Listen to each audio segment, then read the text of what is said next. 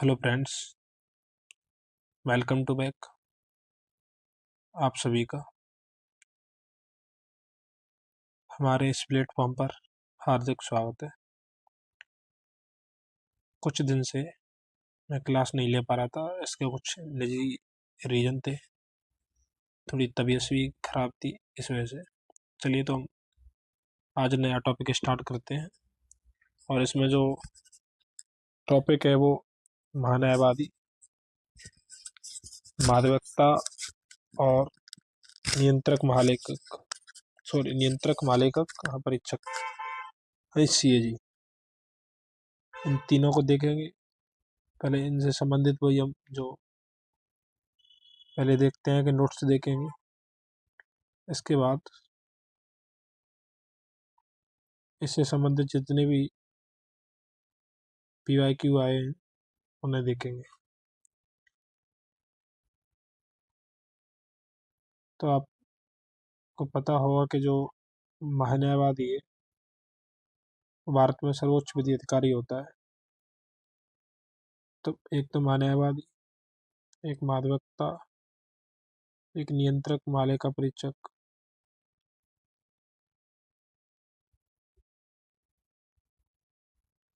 भारतीय जो संविधान है उसके तहत भारत के महान्यायवादी अटॉर्नी जनरल ऑफ इंडिया, ध्यान रखिए। तो जो इंग्लिश में इसे क्या कहते हैं, अटॉर्नी जनरल ऑफ इंडिया, और हिंदी में इसे महान्यायवादी शब्द दिया गया है के पद का प्रावधान किया गया है। तो आप इसे जरूर ध्यान रखें कि यह जो पद है वो संवैधानिक पद है। महान्यायवादी देश का सर्वोच्च विधि अधिकारी होता है, यानी जो व्यक्ति महान्यायवादी बनता है उसके लिए कुछ कंडीशन और योग्यताएं दी गई है। और अनुच्छेद जो 76 है, 76(1) के अनुसार राष्ट्रपति उच्चतम न्यायालय का न्यायाधीश नियुक्त होने के लिए है किसी व्यक्ति को भारत का महान्यायवादी नियुक्त करेगा। तो अनुच्छेद जो पहली बात तो आप ये ध्यान रखिए कि जो अनुच्छेद 76 है वो महान्यायवादी से संबंधित है, यानी अटॉर्नी जनरल ऑफ इंडिया। और जो अनुच्छेद 76 का जो क्लोज बने उसके अनुसार जो राष्ट्रपति जी हैं वो महान्यायवादी की नियुक्ति करेंगे, लेकिन उसमें योग्यता होनी चाहिए। योग्यता है कि उच्चतम न्यायालय का न्यायाधीश नियुक्त होने के लिए योग्य हो, उसे भारत का न्यायवादी नियुक्त करेगा। ठीक है, भारत का न्यायवादी नियुक्त करेगा उसे। अनुच्छेद जो 76(2) है के अनुसार न्यायवादी का कर्तव्य, तो क्योंकि हम एक ही अनुच्छेद है तो इसी में हमने क्लोज रख दिए। वो भारत सरकार को विधि संबंधी ऐसे विषयों पर सलाह दे और विधिक स्वरूप से ऐसे अन्य कर्तव्यों का पालन करे। तो जो महान्यायवादी होता है उसका मुख्यतः एक कार्य होता है कि जब सरकार विधि बनाती है या लागू करती है या विधि ऐसे नियम कानून, तो जो सरकार है वो उससे सलाह लेती है। इस सलाह का फायदा ये होता है कि जब कोई विधि कानून बनते हैं तो वो सुप्रीम कोर्ट के में जाके माननीय उच्चतम न्यायालय में खारिज न कर सके, इसलिए जो उसकी कमियां हैं उसको पहले ही देख लिया जाता है और प्रयास किया जाता है कि जो विधि बनाएगी वो पूरी प्रक्रिया के तहत और एक कल्याणकारी विधि हो। जो राष्ट्रपति उसको समय समय पर निर्देशित करे, यानी जो डायरेक्शन देता है या सौंपे, और उन कृत्यों का सौंपे गए जो कृत्य हैं उनका निर्वहन करता है, यानी जो राष्ट्रपति जी हैं समय समय पर उनसे सलाह लेते हैं जो उसको इस संविधान अथवा तत्समय प्रवर्तित किसी अन्य विधि द्वारा या उसके अधीन प्रदान किए गए। अनुच्छेद जो 76(3) है इसके अनुसार इसे अपने कर्तव्यों के पालन में भारत के राज्य क्षेत्र में सभी न्यायालयों में सुनवाई का अधिकार हो। जो अनुच्छेद 76(3) है वो कहता है कि जो न्यायवादी है तो सुप्रीम कोर्ट में भी सुनवाई कर सकता है सरकार के पक्ष की, तो राज्यों के हाई कोर्ट में भी जा सकता है, निचले कोर्ट में उसमें भी जा सकता है, यानी किसी भी न्यायालय में उसे सुनवाई का अधिकार होगा। अनुच्छेद जो 76(4) के अनुसार जो न्यायवादी है वो राष्ट्रपति के प्रसाद पर्यंत पद धारण करेगा। अब इसका क्या मतलब है? तो इसका मतलब ये है कि न्यायवादी को हटाने के लिए कोई महाभियोग प्रस्ताव या फिर संसद के द्वारा नहीं हटाया जाएगा। मुख्यतः जो मंत्रिमंडल है या प्रधानमंत्री की सिफारिश पर इसकी नियुक्ति राष्ट्रपति के द्वारा की जाती है, और जब तक यह राष्ट्रपति के प्रसाद पर्यंत तक का अभिप्राय दूसरे शब्दों में कि प्रधानमंत्री के चोर्स तक, यानी प्रधानमंत्री जब तक चाहेंगे तब तक उसे पद पर रखेंगे, और अगर प्रधानमंत्री किसी अन्य व्यक्ति को न्यायवादी नियुक्त करना चाहते हैं तो राष्ट्रपति से सिफारिश करेंगे और राष्ट्रपति उसे हटा देगा, दूसरे व्यक्ति को न्यायवादी के रूप में नियुक्त किया जाएगा। और ऐसा पारिश्रमिक का मतलब है कि जो वेतन है, भत्ते हैं, वो संविधान में लिखित नहीं है बल्कि राष्ट्रपति के ऊपर छोड़ दिए गए थे कि राष्ट्रपति समय समय पर निर्धारित करेंगे, क्योंकि जब उसकी नियुक्ति होती है तो उस दिन सब बता दिया जाता है कि आपका वेतन कितना है, जो बढ़ा हुआ है या कम है। अनुच्छेद 88 आता है, उसके तहत भारत के न्यायवादी को संसद के दोनों सदनों की कार्यवाही में शामिल होने का अधिकार है। एक अनुच्छेद 78 है, 88। जो अनुच्छेद 88 है वो कहता है कि जो न्यायवादी है वो लोकसभा में अपना वक्तव्य दे सकता है, लोकसभा में बैठ सकता है, जैसे उससे संबंधित अगर कोई विषय है तो वो अपने मामले को वहाँ पे बता सकता है, लेकिन मतदान नहीं कर सकता। वो राज्यसभा में बैठ सकता है क्योंकि वो मंत्रिमंडल का एक भाग होता है, इसलिए यह जो अधिकार है उसे दिया गया है, लेकिन मतदान का अधिकार नहीं। ठीक है,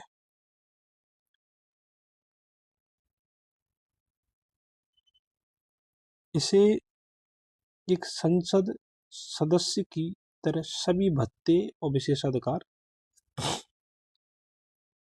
मिलते हैं, यानी इसे जो संसद के जो सदस्य हैं उनकी तरह जो विशेषाधिकार है और जो भत्ते हैं, विशेषाधिकार का अभिप्राय होता है कि उसे जब वो सुनवाई कर रहा है तो गिरफ्तार नहीं किया जा सकता। भत्ते का मतलब होता है कि रोज के लिए जो यात्रा खर्चा होता है वो भी दिया जाता है। अनुच्छेद 165 के अनुसार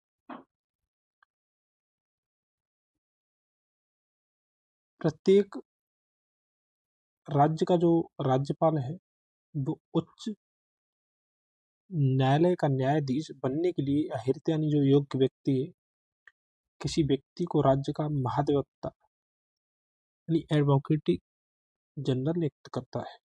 अब समझिए, जैसे राष्ट्रीय स्तर पर या केंद्र सरकार के स्तर पर जो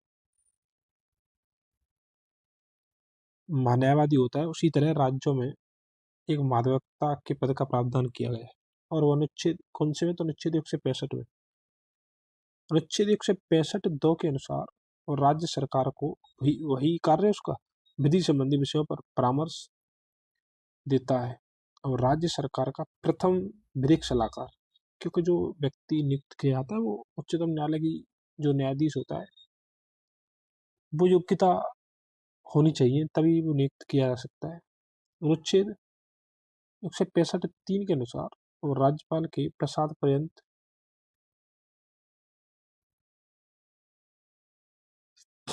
धारण करेगा और ऐसा पारिश्रमिक प्राप्त करेगा जो राज्यपाल अवधारित करे।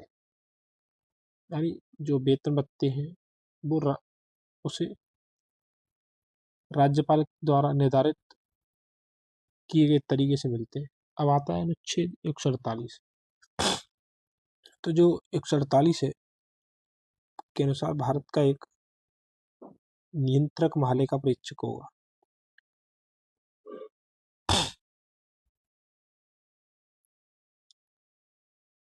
जिसको राष्ट्रपति नियुक्त करेगा।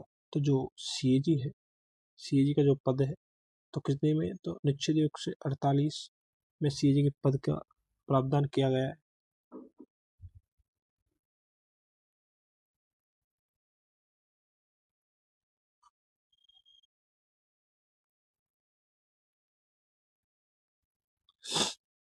यह अपने पद से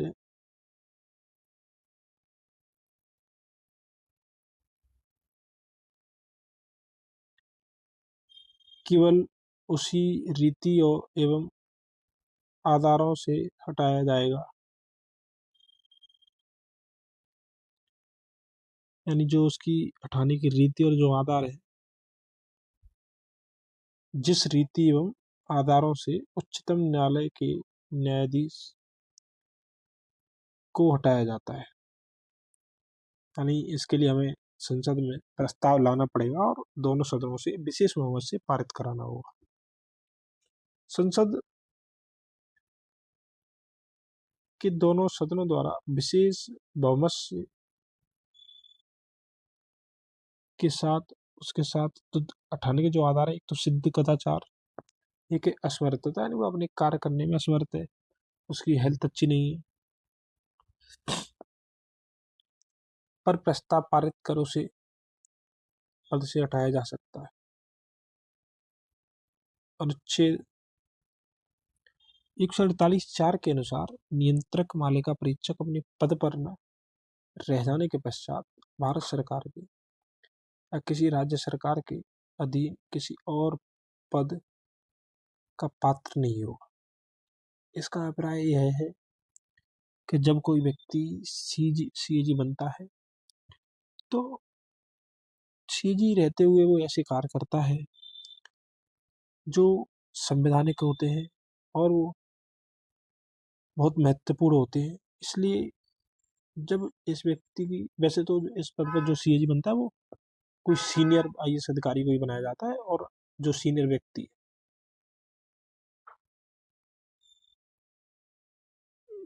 हाँ, सीनियर आईएएस अधिकारी या फिर जो उच्चतम न्यायालय का उसमें जो कंडीशन दी है ना, उस हिसाब से। लेकिन पद पर रहते हुए जब वो कार्य करता है तो उसमें कई ऐसे कार्य होते हैं जो हम सभी के सामने नहीं बता सकते, यानी देश के से जुड़े हुए बहुत ऐसे मुद्दे होते हैं। इसलिए जब वो रिटायरमेंट होता है तो वो कोई भी अन्य पद ऐसा धारण नहीं कर सकता जो संविधान के अंतर्गत आता हो।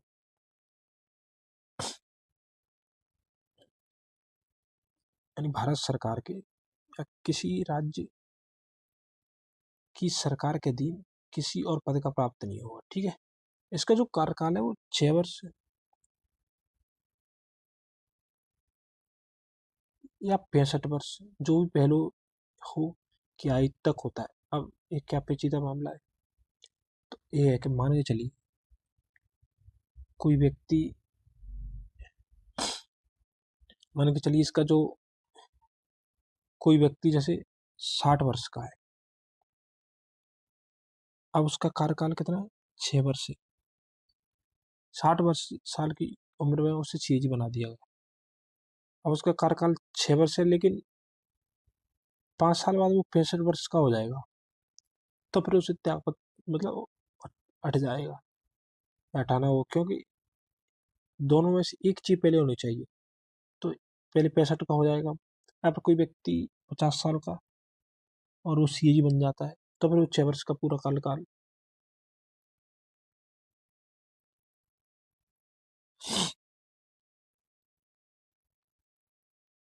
इसको लोक लेखा समिति का आंख और कान कहा जाता है। अब आंख और कान क्यों कहा जाता है? क्योंकि सीएजी जो रिपोर्ट देता है उसकी जो जांच करती है वो लोक लेखा समिति करती है, और जांच करते समय सीएजी उस लोक लेखा समिति की सहायता करता है। ठीक है। अनुच्छेद 149 भारत के नियंत्रक महालेखा परीक्षक के कर्तव्य और शक्तियों को निर्धारित करता है। कर्तव्य और शक्तियां।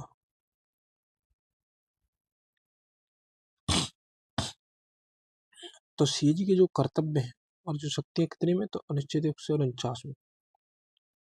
अनुच्छेद 151 के अनुसार भारत के नियंत्रक मालिका परीक्षक के संघ के लेखाओं संबंधी प्रतिवेदनों को राष्ट्रपति के समक्ष प्रस्तुत किया जाएगा।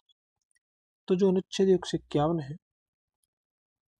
वो कहता है कि जो सीएजी अपनी जो रिपोर्ट सबमिट करेगा वो किसे देगा, तो आप इसे जरूर ध्यान रखिए, वो राष्ट्रपति को देता है। ठीक है। जो उनको संसद के प्रत्येक सदन के समक्ष रखवाएगा, और जो राष्ट्रपति है वो रिपोर्ट को लोकसभा राज्यसभा में रखवाएंगे। अनुच्छेद 151 दो के अनुसार नियंत्रक महालेखा परीक्षक के किसी राज्य के लेखाओं संबंधी प्रतिवेदनों, यानी जो राज्य के लेखाओं के प्रतिवेदनों की जो रिपोर्ट है उसे संबंधित राज्य के राज्यपाल के समक्ष प्रस्तुत किया जाएगा, और जो राज्यपाल हैं वो राज्य के विधानमंडल के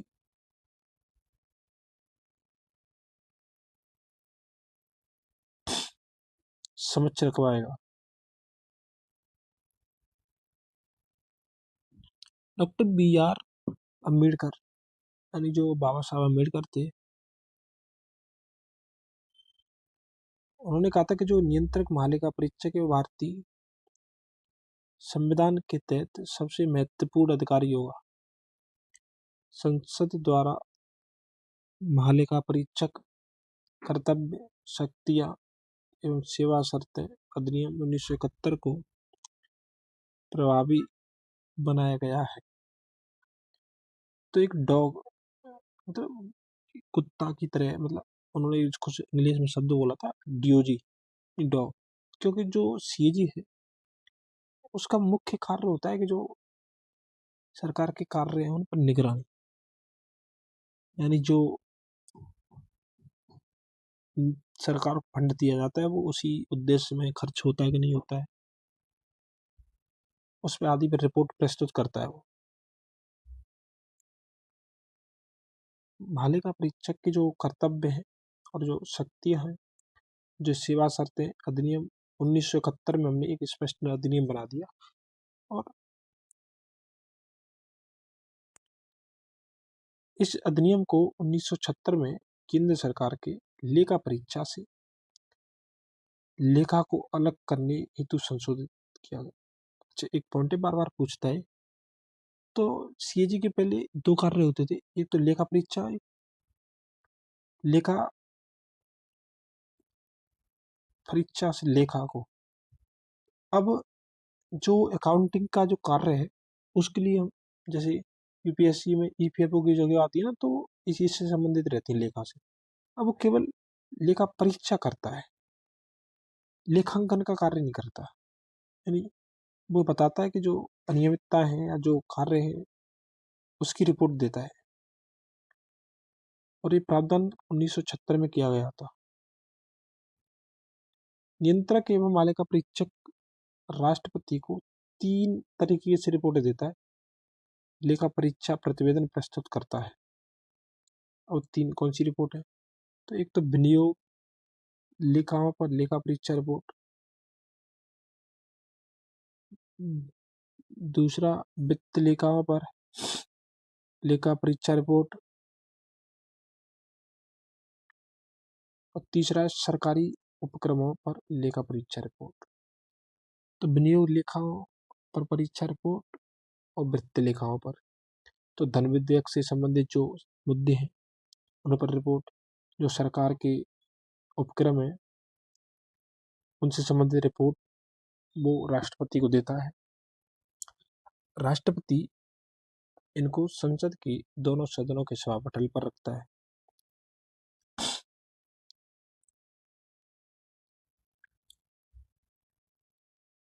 अब प्रश्न देखते हैं।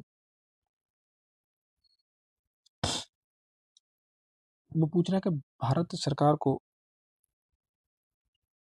कानूनी विषयों पर कौन परामर्श देता है।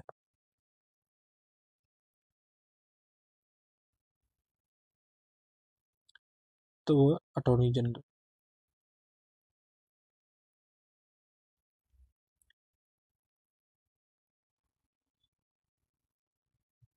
अनुच्छेद जो 76(2) है, उसके अनुसार जो न्यायवादी है, अटॉर्नी जनरल भारत सरकार को, तो अनुच्छेद 76 जरूर ध्यान रखिए, अनुच्छेद 76 न्यायवादी से संबंधित है, कानूनी विषयों पर परामर्श देता है भारत सरकार का प्रथम विधि अधिकारी, ठीक है, जो कि राष्ट्रपति के द्वारा नियुक्त किया जाता है और राष्ट्रपति की प्रसाद पर्यंत अपना पद धारण करता है, ठीक है। अब किसकी बात कर रहे हैं? सीजी।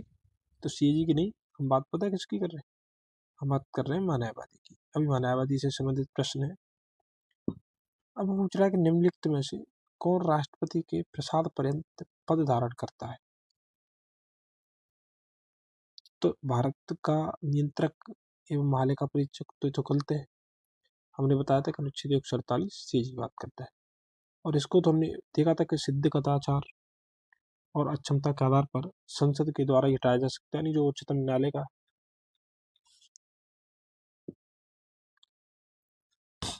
भारत का मुख्य जो निर्वाचन आयुक्त है, अनुच्छेद 124, तो भी गलत है, इसे भी संसद की सिफारिश पर हटाया जा सकता है। लोकसभा का अध्यक्ष, तो ये भी गलत है, क्योंकि इसके लिए भी हमें संसद के समर्थन की आवश्यकता होती है।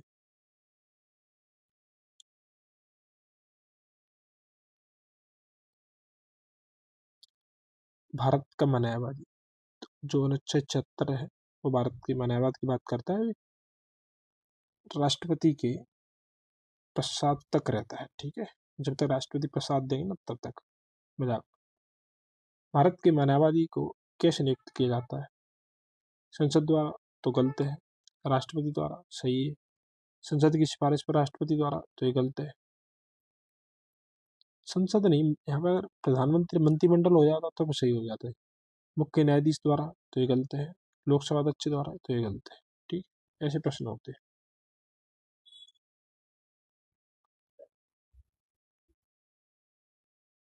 भारत का जो न्यायवादी है, वो किसके द्वारा नियुक्त किया जाता है?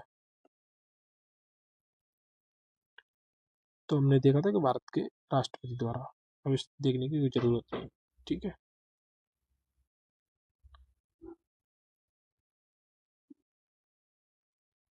निम्नलिखित में से किसी भारत सरकार का प्रथम विधि अधिकारी समझा जाता है? तो न्यायवादी, ठीक है। अब जल्दी में ये मत कर देना कि भारत का जो विधि अधिकारी वो भारत के मुख्य न्यायाधीश है, सीजीआई। सीजीआई नहीं।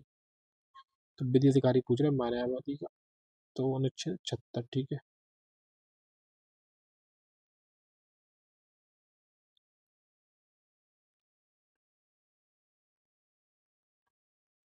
भारत के प्रथम विधि अधिकारी के रूप में कौन जाना जाता है? तो वो भारत के महान्यायवादी है। और देखो, ये ऑप्शन दे रहा है वो बार बार भारत का जो मुख्य न्यायाधीश है, तो अच्छी तरीके से ध्यान रखना, गलत। और अनुच्छेद फिर मैं बता दूं आपको, 75 है।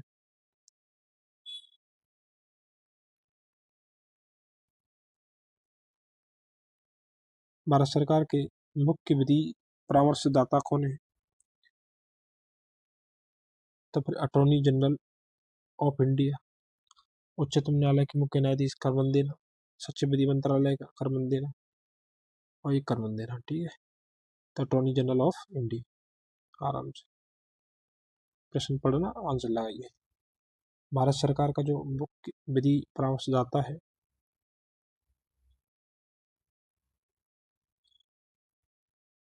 अटॉर्नी जनरल ऑफ इंडिया यानी भारत का न्यायवादी होता है। अनुच्छेद जो 76(3) के अनुसार न्यायवादी को अपने कर्तव्य पालन में भारत के राज्य क्षेत्र में सभी न्यायालयों में सुनवाई का अधिकार होता है। तो एक जो इम्पोर्टेंट पॉइंट है वो है भारत का राज्य क्षेत्र। अब ऐसा नहीं है कि उसे ऑस्ट्रेलिया के सुप्रीम कोर्ट में भी सुनवाई का अधिकार हो, तो भारत का राज्य क्षेत्र होना चाहिए। ठीक है।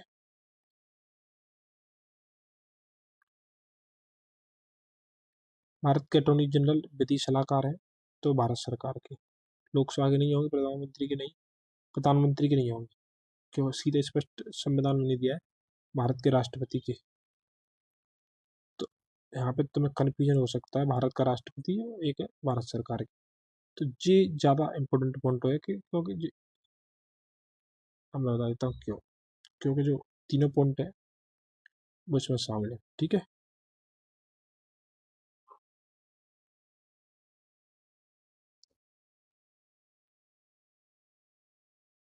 एक सेकंड। निम्नलिखित में से किसको अपने कर्तव्यों के पालन में भारत के राज्य क्षेत्र, ये बहुत इंपॉर्टेंट पॉइंट है, जरूर ध्यान रखिए, सभी न्यायालयों में सुनवाई का अधिकार हो, तो महान्यायवादी माध्यमिकता को राज्य में होगा। ठीक है।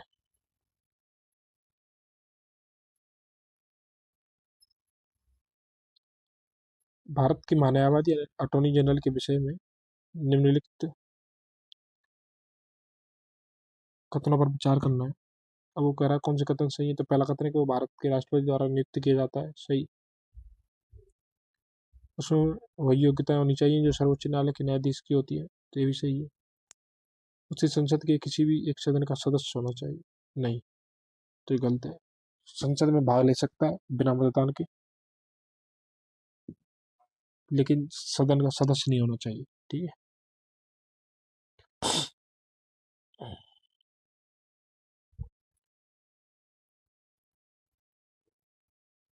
चौथा कि संसद द्वारा महाभियोग लगाकर उसे हटाया जा सकता है, तो महाभियोग की जरूरत नहीं पड़ती, क्यों महाभियोग केवल राष्ट्रपति के लिए प्रयोग किया जाता है।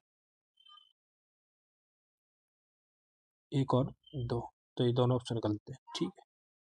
आराम से नॉर्मल तरीके से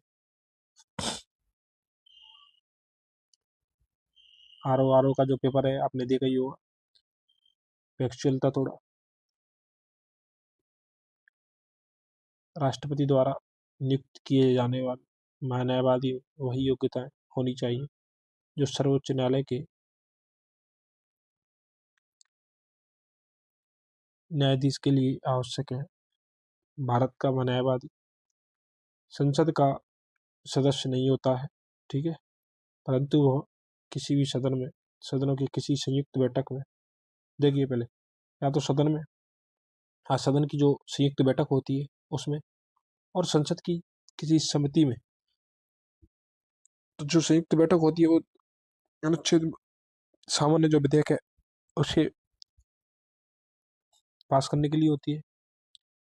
समिति समय समय पर बनाई जाती है, चाहे वो लोक लेखा समिति है, अन्य समिति है, प्राक्कलन समिति है, जिसमें उसका नाम सदस्य के रूप में अगर है तो फिर वो उसमें अपना पक्ष रख सकता है, बोल सकता है, भाग भी ले सकता है, किंतु मतदान नहीं कर सकता। और ये आधार इसे कहाँ से मिलते हैं, तो अनुच्छेद 88 से।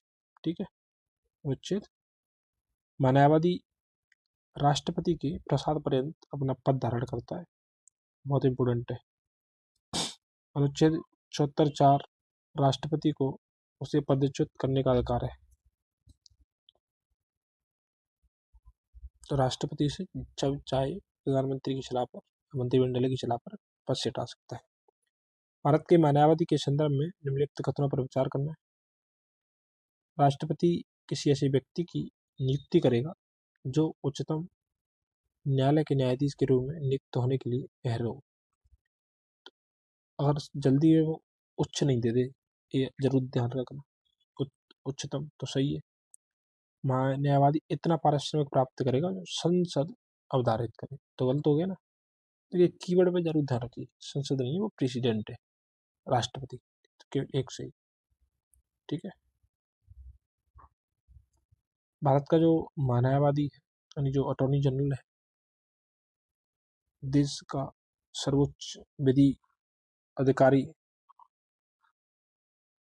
होता है। संविधान के अनुच्छेद 76 के अनुसार राष्ट्रपति उच्चतम न्यायालय का न्यायाधीश नियुक्त होने के लिए अहिर्त यानी योग्य व्यक्ति को भारत का न्यायवादी नियुक्त करता है। अनुच्छेद 76(4) के अनुसार महान्यायवादी राष्ट्रपति के प्रसाद पर्यंत पद धारण करेगा और ऐसा पारिश्रमिक प्राप्त करेगा जो राष्ट्रपति अवधारित करे। तो जी क्लोज में ज़्यादा ध्यान मत रखिए, बस इतना ध्यान रखिए कि प्रसाद पर्यंत तक रहता है। और एक पॉइंट ध्यान रखना है कि अनुच्छेद 76 में महान्यायवादी का जिक्र किया गया है। ठीक है, क्लोज में ज़्यादा वैसे भी ध्यान नहीं रहते। और अगर आप दिलचस्पी रखते हैं, आप याद करने के लिए महारत हासिल है, तो फिर कोई बात ही नहीं। निम्नलिखित कथनों पर विचार कीजिए, कौन सा सही है। वो पूछ रहा है कि भारत का जो महान्यायवादी है और भारत का जो सॉलिसिटर जनरल ही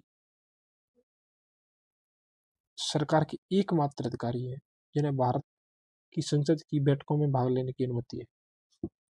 मैंने आपसे पहले भी बोला था, फिर बता रहा हूँ कि एकमात्र, केवल एक।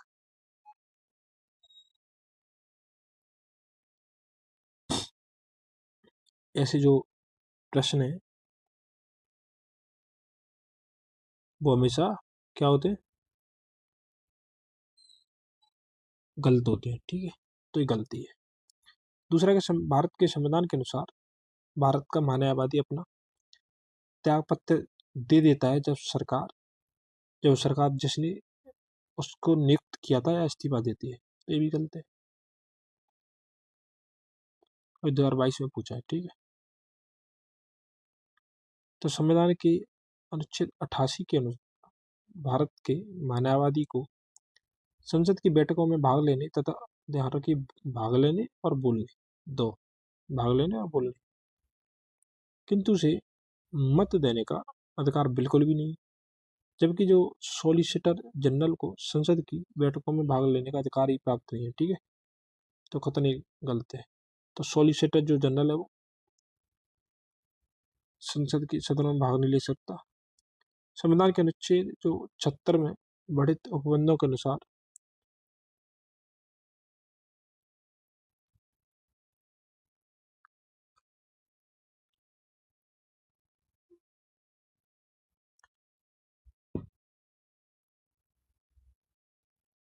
महान्यायवादी की नियुक्ति राष्ट्रपति द्वारा की जाती है तथा वह राष्ट्रपति के प्रसाद पर्यंत अपना पद धारण करता है। हालांकि जो परंपरा के अनुसार सामान्यतः जो सरकार है, मंत्रिपरिषद के इस्तीफा देने पर महान्यायवादी भी इस्तीफा दे देता है, क्योंकि वह उसी मंत्रिपरिषद की सलाह पर नियुक्त होता है। तथापि यह संविधान में उल्लिखित नहीं। यानी जो मुख्य विषय ये है कि जैसे वर्तमान सरकार ने, अगर किसी सरकार ने नियुक्त किया है तो वो उसी अपनी तरीके से देख के नियुक्त करती है व्यक्ति को, और जो व्यक्ति नियुक्त होता है वो सरकार की विचारधारा से मेल खाना चाहिए। क्योंकि अगर वो सरकार के अनुसार परामर्श या उसकी सलाह से अगर वो संबद्ध नहीं होगा तो फिर ऐसे व्यक्ति को सरकार अपने पक्ष में नहीं रख पाएगी। तो आप ये जानती हो अच्छी तरीके से पॉलिटिक्स में क्या चलता है। इसलिए सामान्यतः होता है कि जब सरकार त्यागपत्र देती है तो न्यायविधि त्यागपत्र दे देता है, लेकिन ऐसा आवश्यक भी नहीं है, अपवाद भी है इसके। अब पूछ रहा है कि निम्नलिखित कथनों पर विचार कीजिए। भारत का न्यायवादी लोकसभा की कार्रवाई में भाग ले सकता है, राइट है। लोकसभा की किसी समिति का सदस्य हो सकता है, ये भी सही है। लोकसभा में बोल सकता है, ये भी सही है। जो गलत है वो ये है कि लोकसभा में मतदान कर सकता है। 1 और 2 और 3 सही।